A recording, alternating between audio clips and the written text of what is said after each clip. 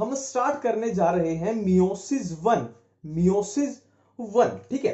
देखो ये कोई सेल है, ये कोई सेल है और सेल के बीच में क्या है, ये न्यूक्लियस, और न्यूक्लियस के बाहर क्या है, सेल ऑर्गेनेलीज हैं, जैसे ribosome, endoplasmic reticulum, mitochondria etc., ठीक है। और न्यूक्लियस के अंदर क्या होता है, न्यूक्लियस के अंदर जेनेटिक मटेरियल ऐसे उलझा पड़ा हुआ है, जेनेटिक मटेरियल उलझा पड़ा हुआ है, ठीक है।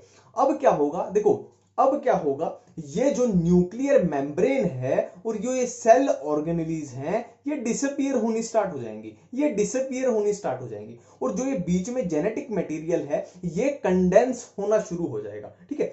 ये डिसअपियर होगी, न्यूक्लियर मेम्ब्रेन और सेल ऑर्गेनेलीज, और जेनेटिक मटेरियल है वो अपना क्या हुआ, कंडेंस होना शुरू हो गया, है ना। देखो अब ये डिसअपियर हो चुकी है, तो यहां पे सिर्फ क्या बचा, देखो ये जो जेनेटिक मटेरियल कंडेंस हुआ, तो ये कंडेंस होकर क्या बना देगा, क्रोमोसोम बना देगा।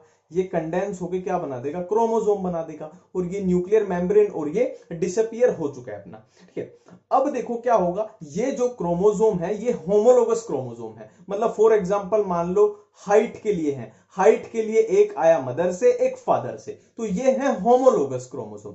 अब इन होमोलोगस क्रोमोसोम में होगी क्या, क्रॉसिंग ओवर, क्रॉसिंग ओवर रिकंबिनेशन, है ना। मतलब इसका थोड़ा सा सामान इसमें जाएगा और इसका थोड़ा सामान इसमें जाएगा। और अभी वो लेप्टोटीन, जाइगोटीन, पैकिटीन, उसके लिए बिल्कुल एक अलग से वीडियो बनाऊंगा, उसकी पूरी कंफ्यूजन दूर कर लेंगे, और इस वीडियो में हम जो करना चाहते हैं वो करेंगे, ठीक है। अब देखो अगर मैं यहां पे अमाउंट ऑफ डीएनए और प्लोइडी लिखूं तो कैसे होगा, देखो अमाउंट ऑफ डीएनए, देखो क्रोमेटिड गिन लो, सिंपली क्रोमेटिड गिन लो, कितने क्रोमेटिड है, एक क्रोमेटिड, दो क्रोमेटिड, तीन क्रोमेटिड और चार क्रोमेटिड। तो अमाउंट ऑफ डीएनए लिखूं तो कितना हो जाएगा, 4C। और इस सेल की प्लोइडी लिखूं तो हाइट के लिए इस सेल में क्रोमोसोम की दो कॉपीज हैं, मतलब ये होगी डिप्लॉयड सेल, ठीक है। और इस स्टेज को जहां ये क्रॉस ओवर हुआ, रिकंबिनेशन हुआ, इस स्टेज को हम क्या बोल रहे हैं, प्रोफेज वन, प्रोफेज वन, ठीक है, बिल्कुल क्लियर है। अब चलते हैं आगे। अब आगे क्या होगा, अब आगे क्या होगा, यहां पे बन जाती है मेटाफेज प्लेट, यहां पे बन जाती है मेटाफेज प्लेट, मेटाफेज प्लेट। तो मेटाफेज प्लेट बन गई तो आंख बंद करके क्या हो गई, स्टेज कौन सी हो जाएगी, मेटाफेज वन। मेटाफेज मेटाफेज ये मैच हो जाता है।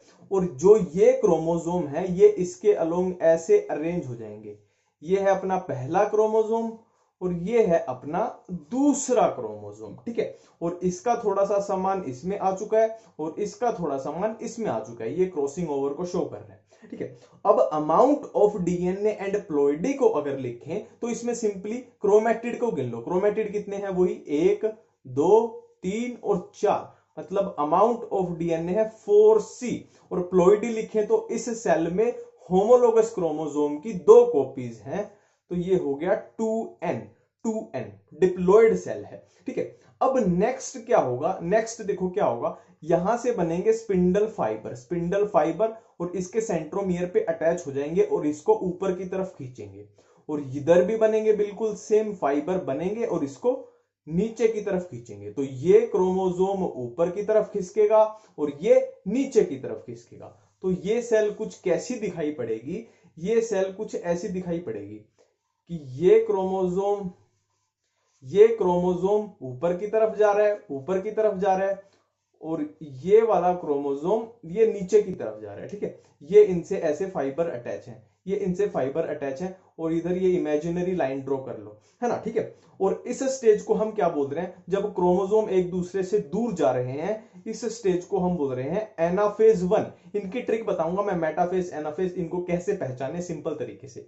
और इसमें amount of DNA and ploidy गिने तो बिल्कुल सेम है, एक, दो, तीन, चार, 4C, 4C।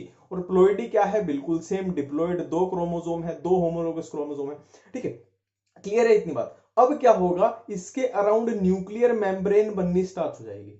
नेक्स्ट स्टेज में क्या होगा, देखो ये क्रोमोसोम अब इधर पहुंच चुका है और ये क्रोमोसोम इस एंड पे पहुंच चुका है। अब क्या होगा, इसके अराउंड न्यूक्लियर मेम्ब्रेन बननी स्टार्ट हो जाएगी, इसके अराउंड भी बिल्कुल सेम होगा। और यहां पे क्या होगा, सेल ऑर्गेनेलीज बननी स्टार्ट हो जाएंगी, सेल ऑर्गेनेलीज बननी स्टार्ट हो जाएंगी। इस स्टेज को हम बोलेंगे क्या, टिलोफेज 1। टिलोफेज 1 अभी तक कंप्लीटली सेल डिवाइड नहीं हुई है, तो बिल्कुल सेम आ जाएगा 4C2N, 4C2N। अब नेक्स्ट स्टेप क्या है, ये जो सेल है ये बीच में से डिवाइड हो जाती है, बीच में से दो पार्ट में डिवाइड होगी। तो डिवाइड हो गई तो हमारे पास यहां दो सेल बन जाएंगी, हमारे पास दो सेल बन जाएंगी, कौन सी, एक ये वाली एक ये वाली। इसके पास एक क्रोमोसोम है और इसके पास भी एक क्रोमोसोम है, क्लियर है, ठीक है। और बाहर ये न्यूक्लियर मेम्ब्रेन ऐसे बन चुकी है, बाहर न्यूक्लियर मेम्ब्रेन बन चुकी है, ठीक है। अब देखो इसमें अगर हम अमाउंट ऑफ डीएनए और प्लोइडी की बात करें तो इसमें देखो अमाउंट ऑफ डीएनए कितना है, 1 और 2, 2C, 2C, 4C था यहां 2C हो गया। मियोसिस 1 यहां पे खत्म हो चुकी है, मियोसिस खत्म पे हमें 4C से 2C मिला। और प्लोइडी की बात करें यहां पे देखो कितनी कॉपी थी, होमोलोगस क्रोमोसोम्स की कितनी कॉपी थी, 2 कॉपी थी, पर इस सेल में सिर्फ एक कॉपी है, तो खाली N, मतलब ये हैप्लोइड सेल है, ये हैप्लोइड सेल है। और इसमें अमाउंट ऑफ डीएनए भी आधा हो चुका है, और ये भी बिल्कुल सेम होगी 2N और ये N। मतलब मियोसिस 1 जब खत्म होती है तो डिप्लॉयड सेल से हमें मिली एक हैप्लोइड सेल, जिसमें ओरिजिनल सेल से आधा अमाउंट ऑफ डीएनए था।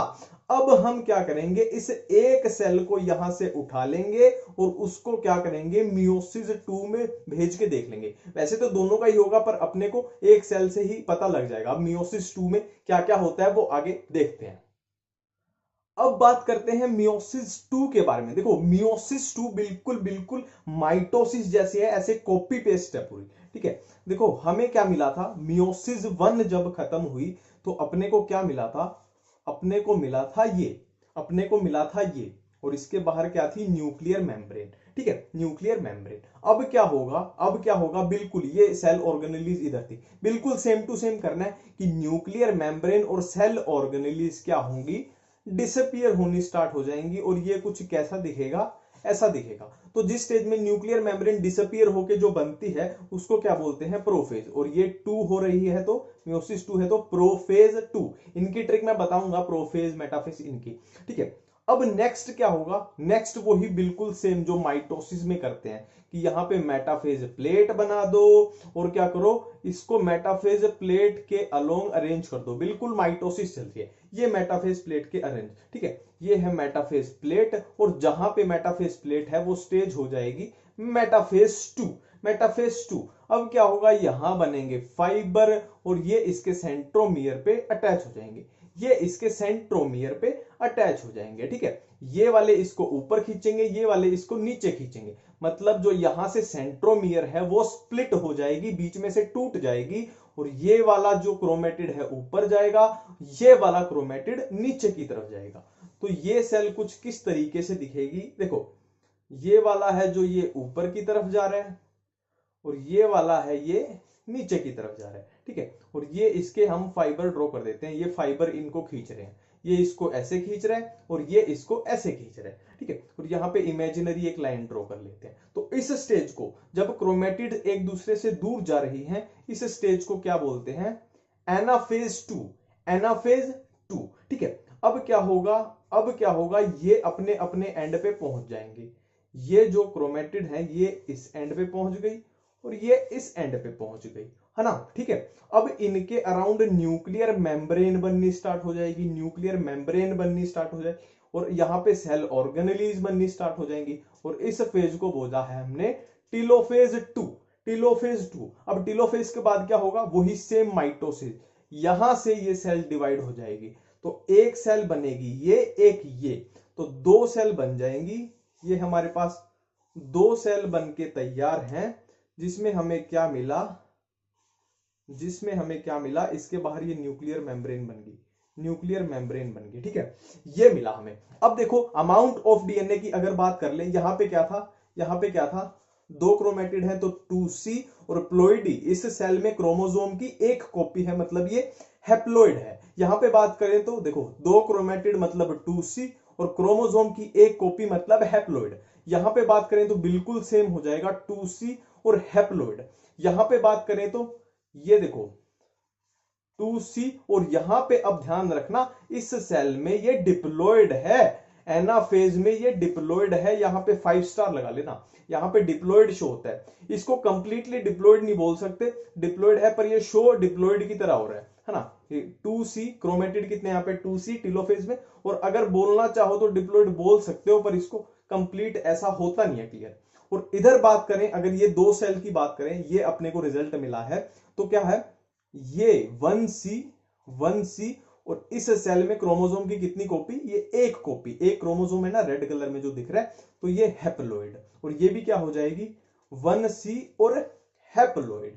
क्लियर है ये बात, क्लियर है ये बात। तो हमें मियोसिस 2 के रिजल्ट में क्या मिला, दो सेल मिली जिसमें क्या है क्रोमोसोम 1C और हैप्लॉइड सेल है, दो हैप्लॉइड सेल मिली, ये बिल्कुल क्लियर है। अब इनकी ट्रिक बताता हूं, देखो प्रोफेज को हमेशा कैसे पहचानो, प्रोफेज को पहचानो न्यूक्लियर मेम्ब्रेन और सेल ऑर्गेनेलीज जब डिसअपियर होके बनेगी और ये जो जेनेटिक मटेरियल है कंडेंस होगा, ये वो स्टेज होती है प्रोफेज, ठीक है। और मेटाफेज स्टेज को कैसे पहचानो, जहां पे मेटाफेज प्लेट बनेगी वो हो जाएगी मेटाफेज, सिंपल है। और एनाफेज को कैसे पहचानो, हमेशा कि जब भी क्रोमेटिड या क्रोमोसोम एक दूसरे से दूर जा रहे हैं वो होगी एनाफेज। इसको ऐसे याद रखना, A for anaphase, A for America. अब अमेरिका क्या है, बहुत दूर है, तो दूर से याद आ जाएगा दूर जा रहे हैं। और टीलोफेज को कैसे याद रखो, टी फॉर टीलोफेज, मैं ऐसे याद रखता हूं, T for telophase, T for tiles.